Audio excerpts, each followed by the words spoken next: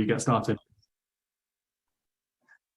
One thing I should also say before we get started is that Daniel is currently the lead plaintiff in a lawsuit against Facebook and Sama, its outsourcing partner, alleging a long list of violations of the Kenyan constitution relating to the work that was done in the Nairobi office, and alleging that he was unfairly terminated for his role in leading a workers' rights effort at the company. So there are certain things that he can't actually talk about in detail because they are subject to ongoing litigation in a court.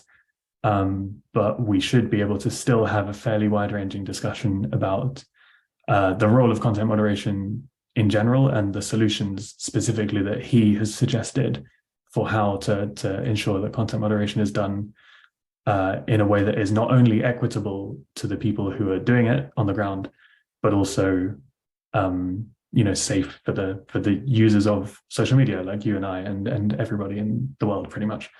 So I've been talking a lot because I wanted to lay the groundwork, but Daniel, let me open the floor to you. You've talked a lot about solutions to the problem in the last few conversations that we've had, and I wonder if you'd like to kind of lay out your thinking on what the problem is and what your ideal solutions to it are.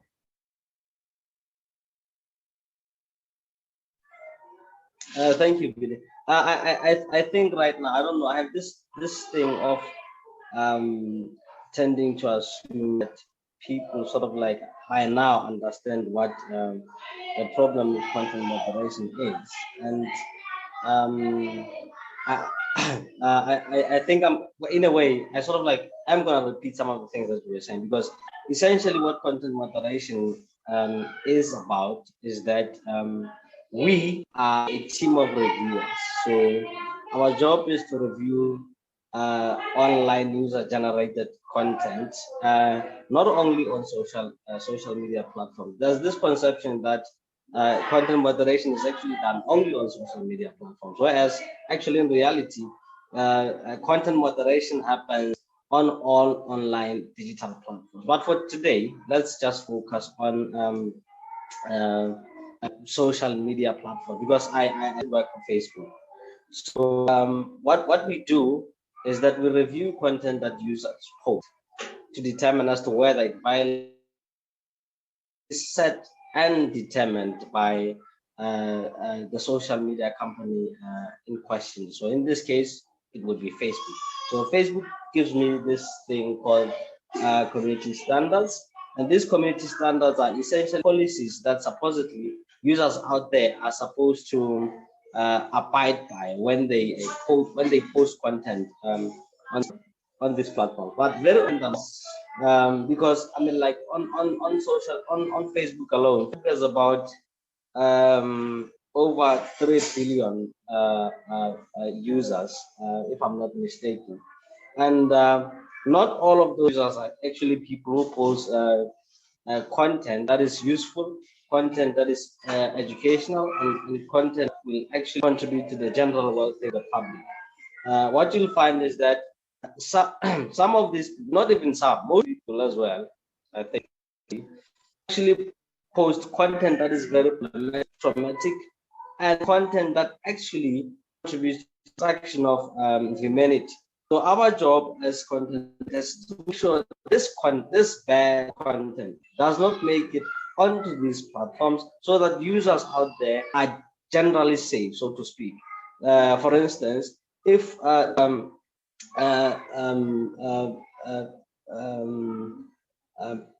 okay, I'm not sure if I speak about things like ISIS content, ISIS or those types of things. So if ISIS post a video of a beheading on this platform, it is my job as a moderator to make sure that users out there actually don't get to see them. Because what that type of content does to an average person, and when I'm speaking about average people, I'm talking about most people who are actually using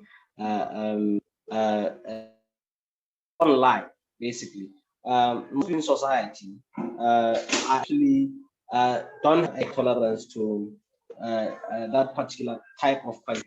And the impact of which is that if someone out there engages with this content, sees this content, it will actually end up traumatizing them. Case in point, let me give a practical example. I am was and still consider myself as a content moderator, because the work that I'm doing right now is about content moderation and nothing else. I was doing content moderation, and the first content I actually moderated was that of a live beheading. That is why, out of all the examples that I make, every single time I make an example of a beheading, I moderate that content. Then what happened to me from there on, it became a steep hill for me, because the one thing that you need to understand when it comes to mental health issues and questions such as the PTSD. By the way, I was coming to that point in terms of impact that content moderation does to content moderators. Right now, I was trying to explain the effect and impact that this type of content has on people and our relationship with this content moderators. Because what we do is to stop this problem of content from making it onto these public platforms, so that people are generally safe. Now, back to the example that I wanted to talk about. I saw this content, and then in the end, I ended up with PTSD. I did this job for 6 months. Now, the question that you may possibly want to ask me at this point is, at what point did you actually end up with PTSD? Well, the answer to that question is that it doesn't really matter, because the one thing that you need to understand, and actually one thing that is important to be understood, is that a single exposure will actually lead you to PTSD. Now, imagine doing this type of work every day, and then you deal with such content at random. At any given moment, you come up with this content. In a day, maybe you come up with, let's say, 10 graphic content, very graphic material, and then you don't get a break to basically recover emotionally, and then basically get back on job. You end up with PTSD. So the problem comes to content moderation is, in fact, with regards to the impact that it has on content moderators, is that content moderators, I'm going to use the word sick, end up being sick because of the content that they have to moderate. And the systems that are currently in place are not systems that actually are there to protect them from getting sick, or even mediating this sickness from happening to them. The systems that are in place right now, for me, it's more like they strike me more as things that are for exercise.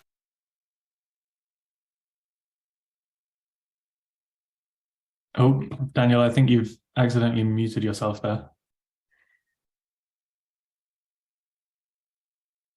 Daniel, if you can hear me, I think you're muted. We can't hear you. Can you unmute? Basically, make sure that. Are you saying anything, Billy? Okay, our content moderation right now, in terms of how it, in a manner that is actually only intended to ensure that advertisers, they can bring in money to social media platforms. They are not really interested about the workforce and other people in this world. And those people are who? Content moderators. Because when you say to, there's a problem with this system, try and fix this system, because, for instance, people are basically getting sick. This people are in the end attempt suicide, and example of suicide. A colleague of ours in actually attempted suicide 2 weeks ago, right? Because of this thing and other problems that are in the field, and because of the problem of exploitation as well. Because what happens is that another that you need to understand in content moderation is that there's a difference between how content moderators in the global north are being treated as compared to content moderators in the global south. right? Now, when I speak about content moderators in the global north, well, I'm speaking about those who are basically in-house and being hired directly by social media companies. And in the global south, I'm talking about those content moderators who are working for our companies, who are basically into nothing. And whatever it is that they're earning is simply something that can make sure that they can today or tomorrow, if like on a daily basis, not enough to basically make sure that their mental health gets taken care of. And another problem is that if you don't take care of content moderators, their mental health, right? They are definitely not going to be able to do their jobs accurately. They are not going to be able to do that because if I'm dysfunctional, I'm sick mentally. How am I going to interpret policy and do my job?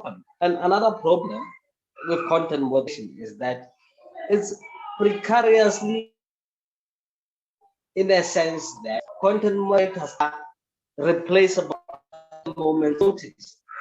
So if you're a content moderator, for instance, and I'm saying this because if you are going to be a content moderator, it means that they are going to be off of the street, and you must be able to speak a certain language that you're going to be moderating, for instance, and at the same time you must be able to click the computer. Those are the only requirements, and then they give you policy, and policy is law. I think that must be policy is law.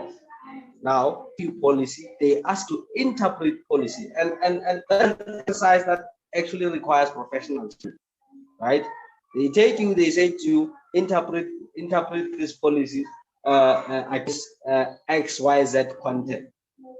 Now, you take this policy, you try and basically are going to try and do it because they don't give you proper training. What they do is basically do induction, which when I did this in 2019 was for 2 weeks. So you do induction 2 weeks, and then they place you on this thing they call the production floor. You go and produce, and this production of theirs is where you basically remove people's content and remove problematic content, so to speak. Now, the big debate when it comes to the question of regulation. I don't know if I'm a bit ahead, but I want to point this out as another problem again. So another problem is that if these people whom you did not provide any professional training whatsoever in terms of interpretation of it, and then you ask them to review and moderate content that people post on online, going to infringe the right to freedom of speech. Now, this is a question. This issue of the right to freedom of speech, it is something that's actually become a problem for thought or of thought to me only recently, because my concern has been purely about the well-being of content creators, right? The issue of the right to freedom of speech has become a problem for thought to me, right? Why? Because when I say to them, let's regulate. If you regulate, you are going to infringe the right to people's right to freedom of speech or expression, right? But now, the point that they are missing is that whether they like it or not, social media companies by themselves, are already regulating content because they have the power to filter this content and use people who are not trained properly in terms of the interpretation of policy, and therefore infringements when it comes to the right to freedom of speech and expression are going to be gross. Now, understand this. I am not saying that content moderators are not properly trained. No, scratch that. I'm not saying that content moderators are doing a terrible job per se. I am saying that content moderators, if it is an agreement out there, or if we agree to one another that moderators are doing a terrible job, and that when problematic content actually makes it online, and then a child somewhere commits suicide because of such content, is the fault of content. It's the fault of content moderators. It's the fault of the system, which is problematic. The system, which is at the same time victimizing content moderators themselves. And if ever we are serious about protecting the right of expression, think about what is wrong in the system. How can we fix the system? The first step towards doing that is dealing with the problem of how organized.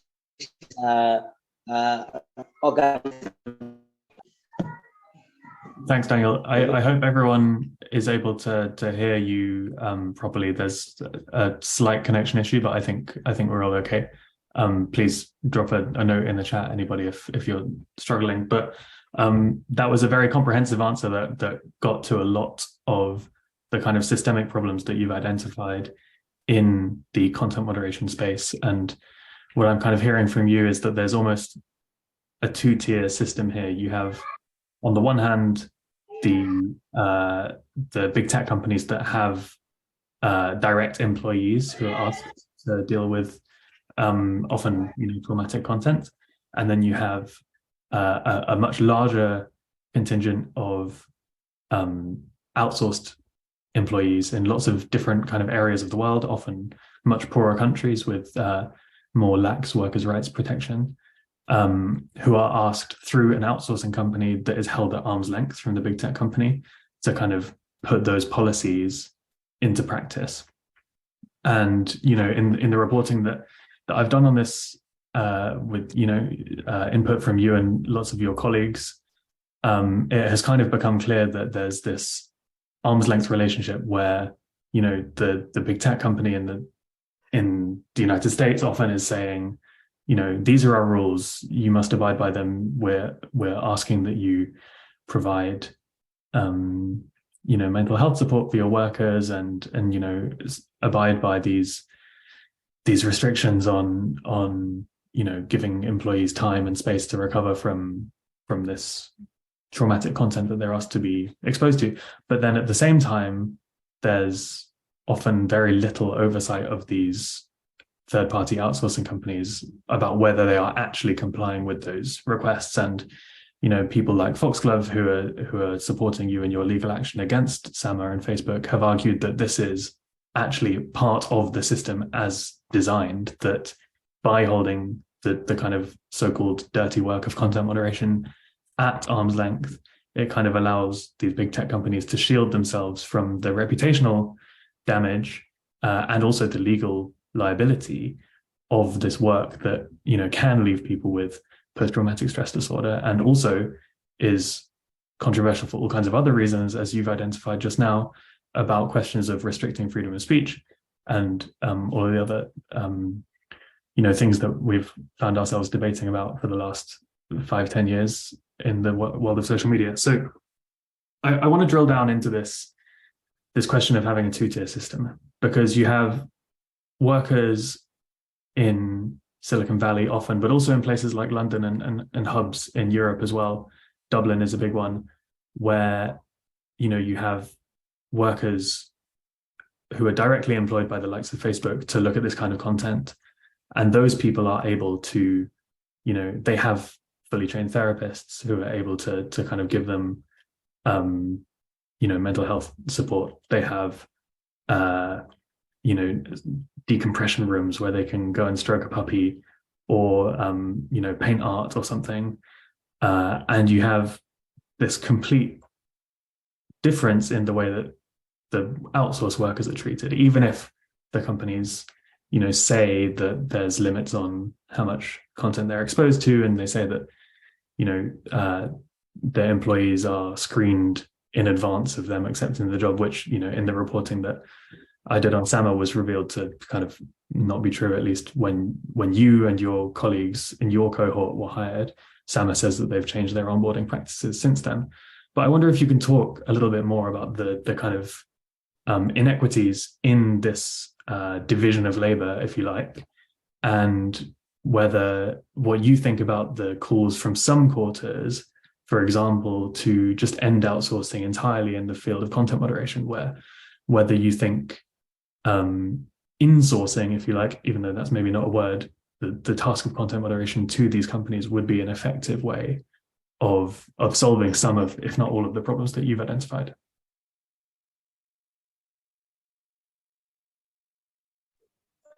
Well, as I sit here today, I think, and I think I've been saying, I think the system can actually fix.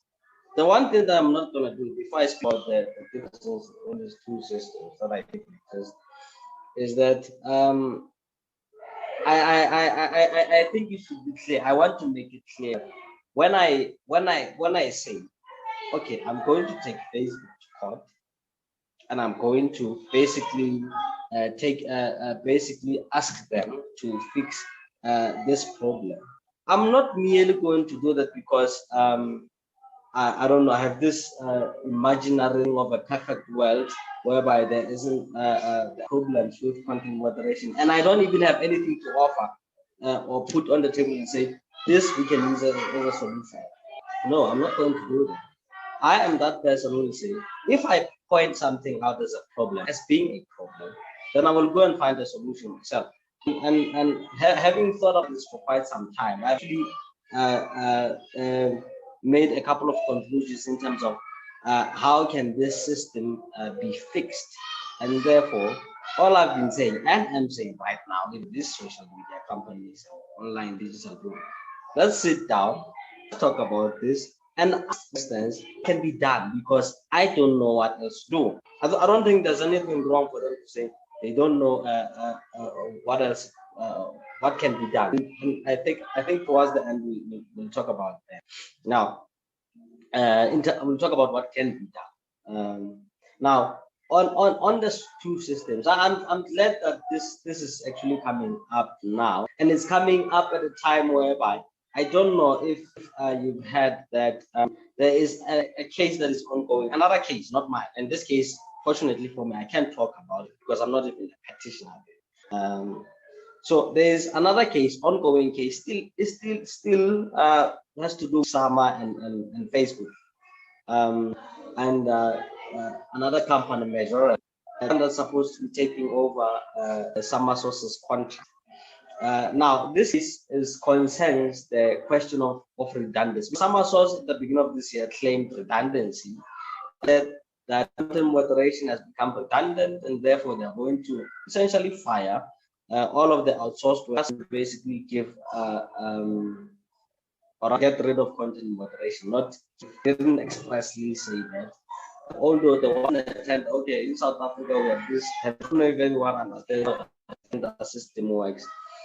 There wasn't a tender put out for a company to basically say, okay, Facebook, I'm prepared to take this contract from someone since no one will no longer be doing content moderation for you. But instead, what happened was that someone approached someone.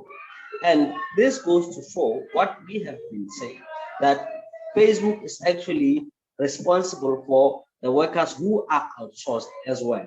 And they should stop tending as if they are not responsible for them. The question we've done this, and I just the unfairness of the system. Now, those who are working, okay, let me start here. These outsourced workers, okay, the first thing that you need to understand is that we are saying content moderation is problematic, right? And you might even think that I'm contradicting myself or that we are contradicting ourselves.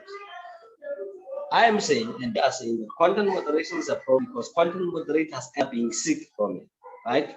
Now, Sama comes and says, well, okay, let me fire all of you and claim redundancy because that is what they have done, right? These same workers who are saying content moderation is problematic and they're getting paid poorly and whatever, they go to court. What are they asking for? They're asking basically to be transferred or basically be dealt with a better way, monetarily speaking. Now let's focus on the question of transfer. Let's say the argument is that all of them actually want transfer to measure, and it's actually not all of them. Why do they want to keep this job that actually make them sick? Well, the answer is simple. When you are poor, when poverty is killing you, and I'm not talking about basically you die. And by the way, if you are hungry long enough, you will die. You will. But now poverty is killing, is destroying you slowly.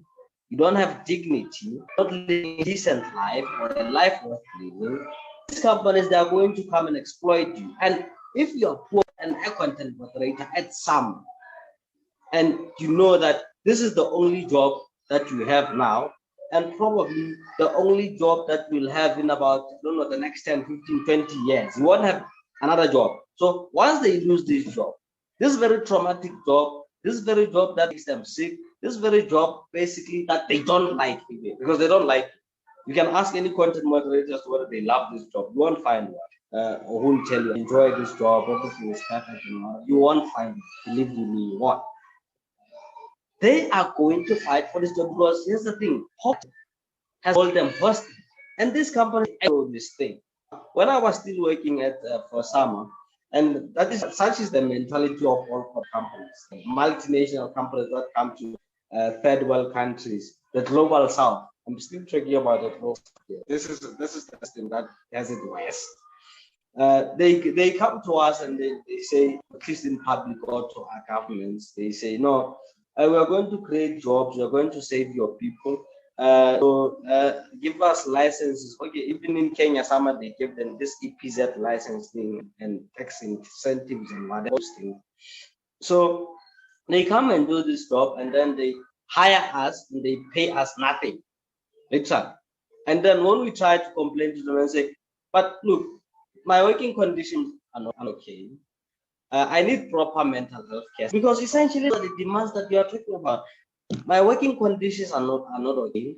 I need proper mental support. And please make sure the better salary at the very least, so that I can get a decent life, so that at least you are this type of job, the one that destroys you, there has to be something that balances the scale. I'm doing this job destroys me slowly.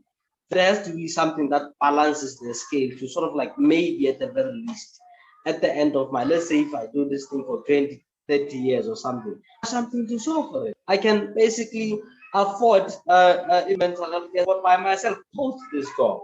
Now you go to them, you try to say, okay, let's see the problem. They say, no, I'm better than you. No, they don't better. They say, no, you need us. You are useless without us. We are doing a job. And notice when they say they're doing the one that I'm doing of content modeling, which to me, by the way, I'm not going to have a job for the next 15, 20 years. Literally, that's what it means. And they know. So they come, they say these things, they don't pay us well, they don't provide mental health care because they don't know there's nothing we can do about it. And actually, in fact, as a matter of fact, there isn't anything we can do about it. They know this.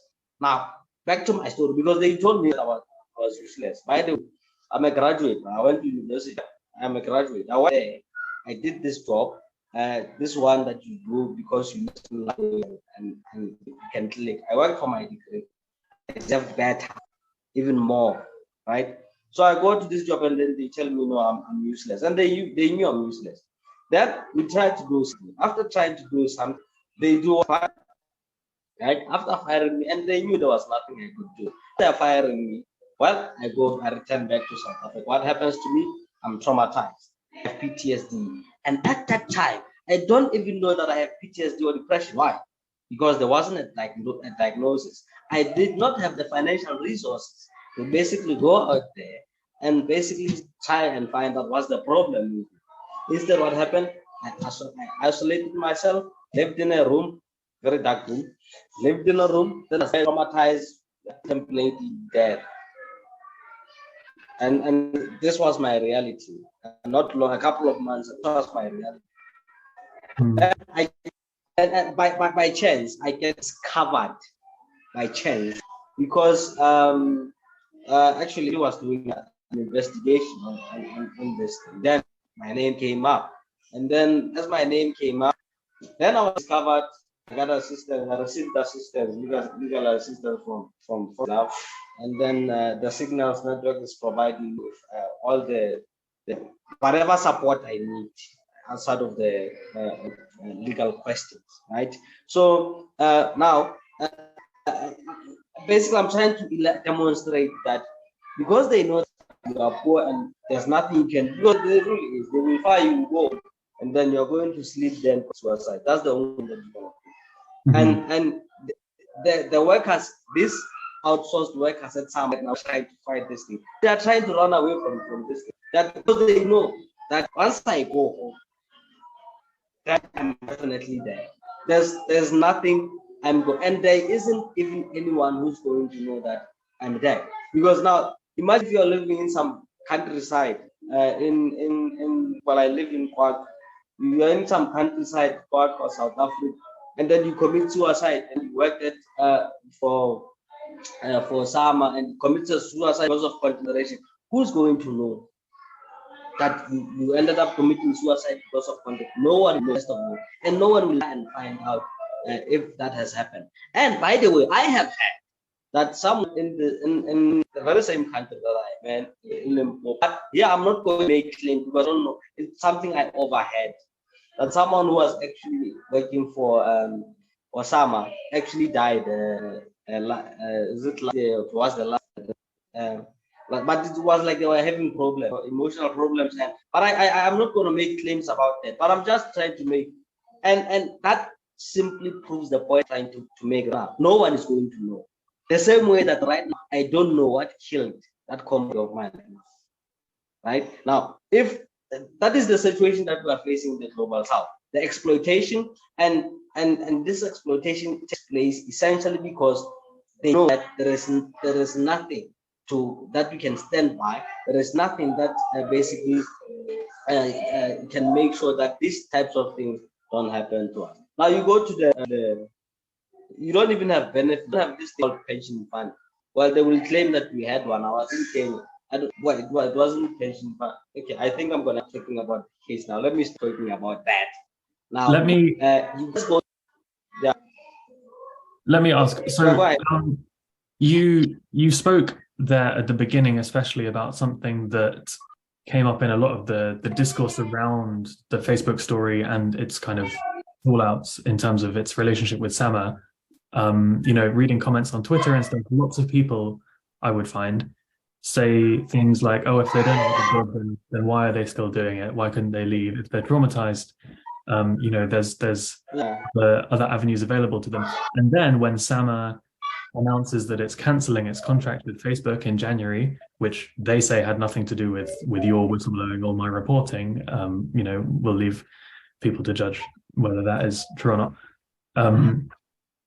Then people also are saying that they're shocked that workers are trying to get these jobs back. That currently, it was just announced last week, workers are suing Sama and Facebook for unfair dismissal. They're Sama, as you mentioned, Daniel, have closed the content moderation part of their business in January of this year. Yeah. Now there's rumors that Facebook's sub-Saharan African content moderation operation will be moved to a different company, which Foxglove, the legal firm that is working with you, alleges is refusing to employ any former Sama employees to fill those roles. So there's this question online of, if this work was so bad, if these people were so traumatized by it, if the pay was so low, then why are they fighting to get their jobs back?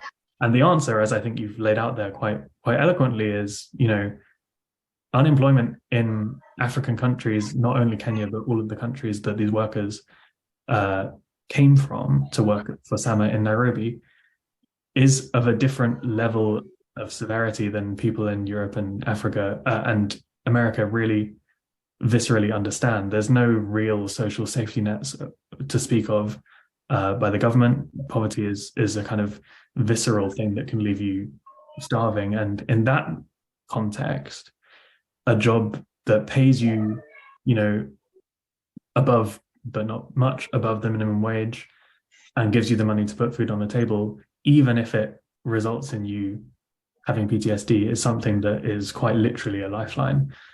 But I want to ask you a personal question, because I've struggled with this as well. When I saw that Sama was cancelling its content moderation contract for Facebook and resulting in over 200 people losing their jobs, I felt I felt that quite viscerally because, without my reporting and without your whistleblowing, this probably wouldn't have happened, and these people would be in a much more secure situation, even if it is, as the multiple reports lay out, a very devastating form of work for these people. You know, if the result is only that SAMA decides, no, we don't want to deal with the PR reputational damage that this work stream is going to cause us, and result in all of these people losing their jobs, then is that a worthwhile thing to have done, to blow the whistle and to write the reports? I've thought about this quite a lot, and I know what I think, but I'm curious to know what you think. Do you think that that SAMA leaving the content moderation business entirely is the right thing for them to have done? And how do you feel about your role in perhaps having led the company to make that decision, even though they deny it? Oh, I think we may have lost you, Daniel. Well, while we wait for him to come back, I will explain what I think, because I intimated at it. I don't think you can blame journalists or whistleblowers for a decision that a company ends up making as a result of critical reporting on them. I should probably be careful how much further I go on that, but hopefully we can get Daniel back to give us his opinion and his feelings on that front, because I'd be curious to hear them. It appears like we may not have Daniel for the moment, but I'm glad to see people engaging in the chat. Oh, connectivity. Can you hear me? Yes, I can hear you. Hey.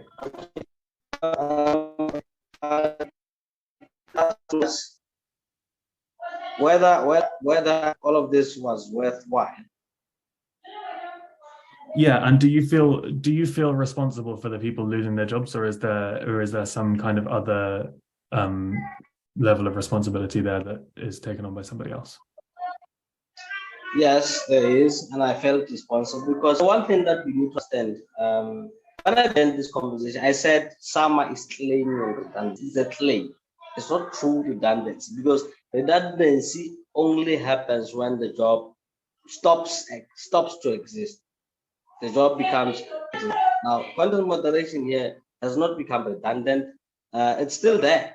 In fact, what they have done, they have embarked this new count, this majority on a scheme of hiring other content from the same countries, and specifically said that they want any other people who are or people who worked for some experienced people, by the way, who were working for some. Now, in feeling responsible, because the one thing that I did not want, and the one thing I did want to come out of the story or this investigation was, this whistleblowing was for people to lose their jobs. Now, you'd think that I'm saying that, okay, it's okay that they had this traumatic. No, that is not what I'm saying. Right now, I think what needs to be understood first and foremost is that poverty is not a beautiful thing. And when you are seriously poor, because there are differences in terms of how we view poverty, and that is why I speak of differences in the global north and the global south. The people in global north for instance, we're getting paid. And this was a long time ago, $15 an hour. Then you come to Africa and get paid $1 an hour. That is problematic. And at the same, those people are getting $15 an hour. They have something to stand on. The likelihood is that without any support from work, they can actually afford mental health care support in some way, even if it's not their own. There is something that they can actually lean on. That is a huge difference that we need to understand, because I think at some point we are missing this thing. We think there are similarities in terms of members at work, but at the same time, understand that if you are working for Facebook, for instance, you have those benefits, those medical what things that we don't have in Africa, right? You need to understand that. Now, coming to the question of it being worthwhile, I think there were two choices here. It was the choice of speaking out or basically carrying the story forward so that people's lives can be changed for the better, or we keep quiet and do nothing and then people die. The ethical thing to do would be speak up and try and change the system if you can. Right now, of course, there are consequences attached to that, and the interest of speaking out and doing the story is a way of saying, okay, it is my way to fix a system that is essentially problematic. The objective was never to make sure that people are fired. The objective was to make sure that the people who are already who are working and doing this content moderation are introduced for them while they're still doing the job, so that this thing continues. Now, because these people are ethical and they don't care about anyone, and I think this is where my conscience basically settles. These unethical people who don't care about those content moderators and likes of me decided to prove to us that they don't really care about them and fire them with nothing. Them what is this? I saw this thing was speaking about a severance package that amounts to, imagine you are paying me $1 an hour, right? Now I work for you 2 hours. No, years. I mean, after working for you 2 years, you say redundancy, and you say yes, and then what is that severance package? Well, you say to me, 15 days each year you work. Is that what am I going to do with that? Is that going to up my mental health? It's so that people don't really care about moderators, and that's where my conscience sets. And by the way, there is a connection between the first case and the second case. This continuing case, this case that is happening right now, because of that investigation, that this case is actually happening. Without that investigation, we wouldn't even be having this conversation right now about problems at Sama and all of that. Part of, actually, there is someone who once said that, and I don't know how I feel about that saying, that in every war there are casualties. Because there's some level of I don't care in that statement, but someone has said that. Unfortunately, that is the truth of the thing. We have to fight this, because you can go back in history and talk about, because this is essentially neo-colonialism, still colonialism. Back in history, people had to fight, and some people, unfortunately, the same thing is still happening, right? What's happening right now is, but now, because the question would be, would it be the right thing to do? Say, okay, we'll no longer fight and leave things as they are, simply because some people basically in the process will end up suffering? The answer is no. We can't leave things that are damaging society, let them be, simply because when we take action against those things, then some people in the process will end up losing the battle. And in any case, was it worthwhile? Yes, it was worthwhile, because it was someone received an increment, right? That was that. And was it worth it? Yes, because this second case, they are going to win it. That's my position, and they are going to win it. Because here's the thing, justice will always prevail. History is going to absolve us in this matter. So it's not the end of the day yet. Redundancy for now, it's not over yet.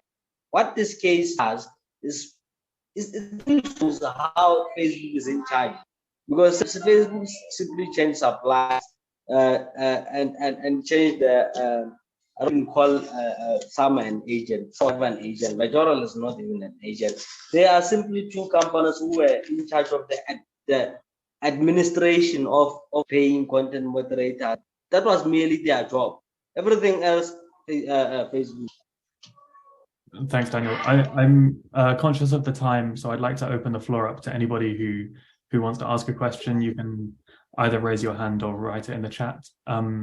While you are thinking about what to ask, I want to address a point made in the chat earlier by Aldo, who says, it should be said that while the situation is, of course, dramatically different, even in Europe, the kind of people taking moderation as a full-time job are not people who can easily find another job. They're vulnerable and will hesitate to unionize or complain because personal consequences will be heavy. Also, they can be reluctant to raise issues because they are aware that their colleagues really need the job. And I think that speaks to a couple of things. There's this division between the work that's done in-house at social media companies and the work that is outsourced. Lots of that outsourced work is also done in Europe.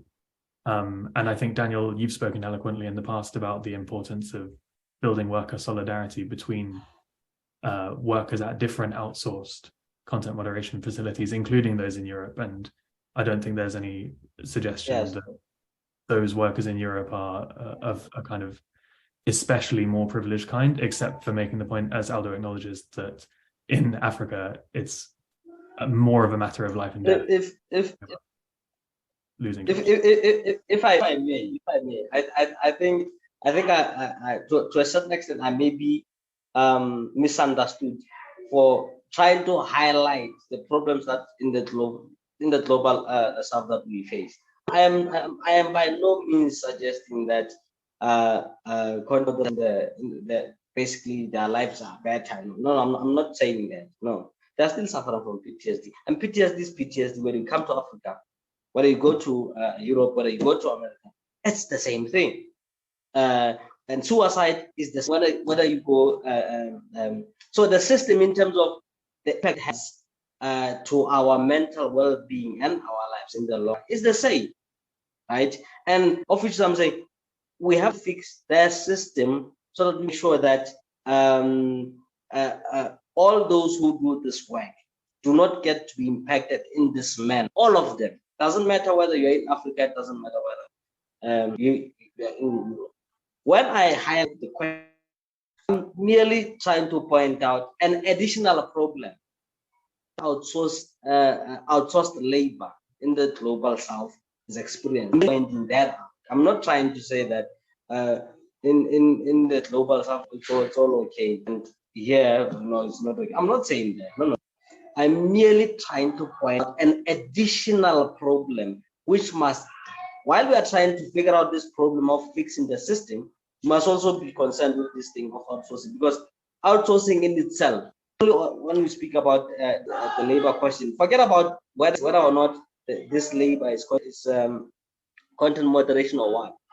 Every worker who's outsourced in the work, whether they are working in the mine, whether they are working in the factories or whatever, they will tell you something wrong. Now, imagine when you are suffering PTSD and then you have to deal with problems that outsourcing, that comes with outsourcing. That is really what I'm doing. I don't know if there's... Yeah, can I say something? I'm Aldo, the guy that wrote that. I didn't take your comments as minimizing conditions elsewhere. I got that. And I have friends in Africa, so I know the situation is actually different, at least for for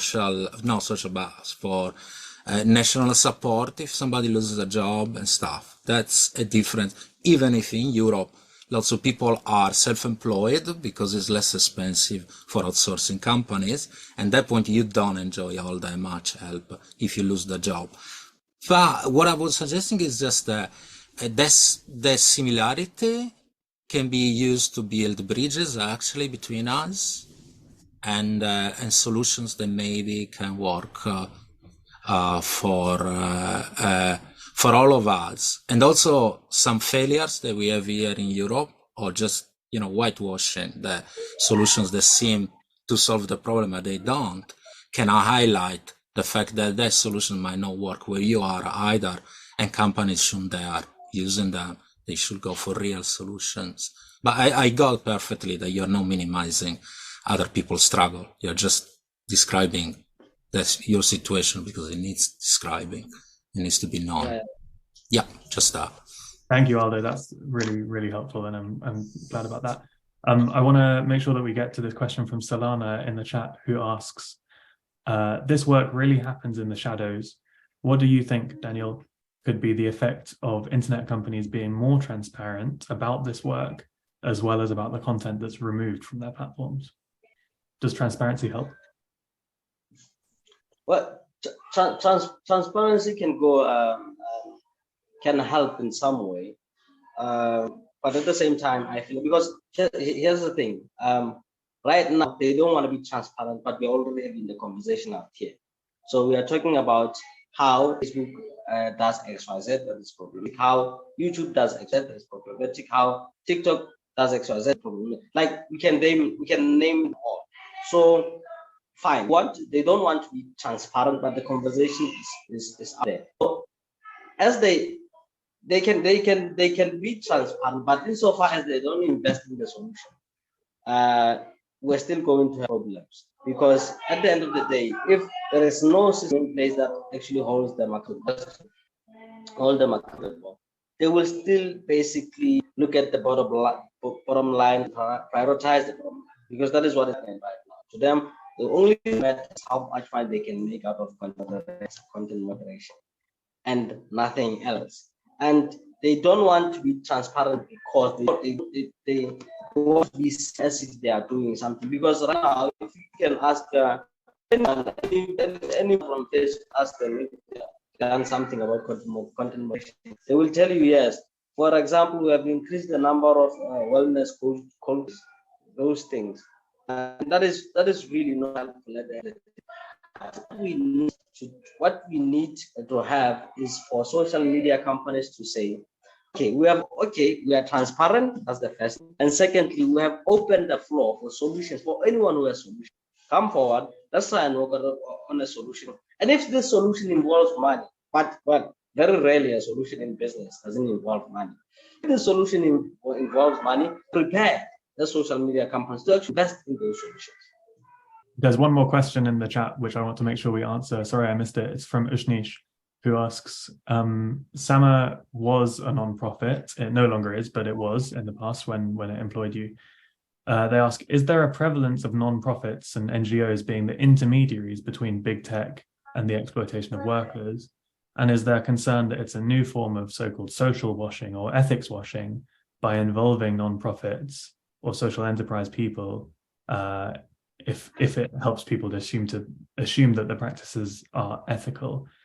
I'd answer one part of that question by saying that SAMA is the only content moderation provider that I know of that is or was a non-profit. Daniel, maybe you have some views about the role of ethics washing and the role of SAMA's kind of ethics PR campaign in the view that people had of that. Here's the thing. My original position is there's no such thing as a social enterprise. I don't believe that nonsense. I don't. I'm sorry for those people who actually believe there isn't such a thing. Somehow when I have it, they used to call themselves a social enterprise. And in fact, you're right by saying that SAMA is actually the only one that was doing this thing and calling itself so it wasn't.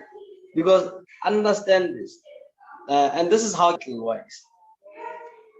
If ever you are going to say you are going to make profit out of something and not for reinvestment purposes in social issues or social problems, then you are a capitalist. You're not a social. No, let me not use the word social enterprise. You're not an NGO, a non-profit. SAMA always has been a profit-seeking company. It has never been a non-profit, in my view. They were only using the narrative of saying, okay, let's say that and we give work because we give work to people, save people in Africa and all of that. Why? To gain traction in the public, because company system. That's how the system works right now. Even government, you say to them, especially in Africa, you say to them, I'm a non-profit and I'm going to serve people and give money. Even to corporate companies, they are very nice to those people. And we know, okay, I accept the issues of corruption and all of those for another day. But they are very nice to those people. And in fact, now, let me touch on my case right now. That's how government is so nice to people. In my case, a department in Kenya actually filed opposing papers to my application. Basically, the government in Kenya said, no, we are not going to support doing this thing. Why? Because they are so nice to these people. And even when there's evidence, overwhelming evidence that these people are violating people's rights. Now, yes, there is this issue of ethics watching, because we are trying to appear in the public.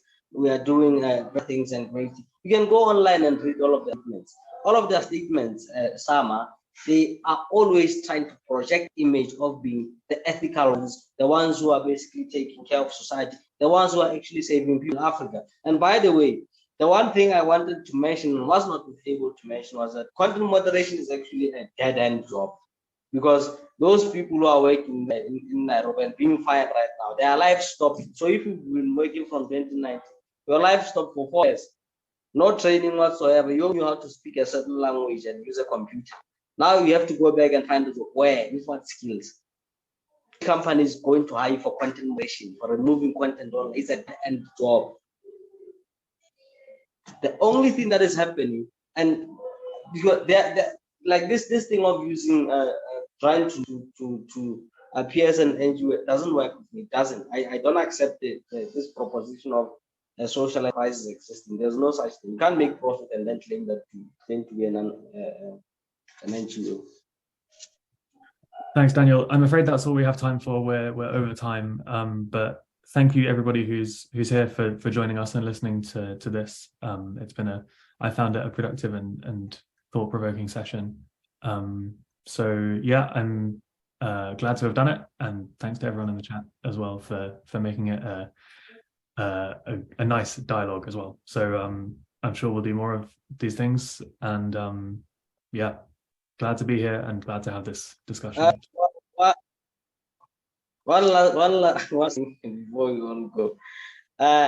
What I'm asking, I wasn't able to speak about the solutions, but okay, time is time.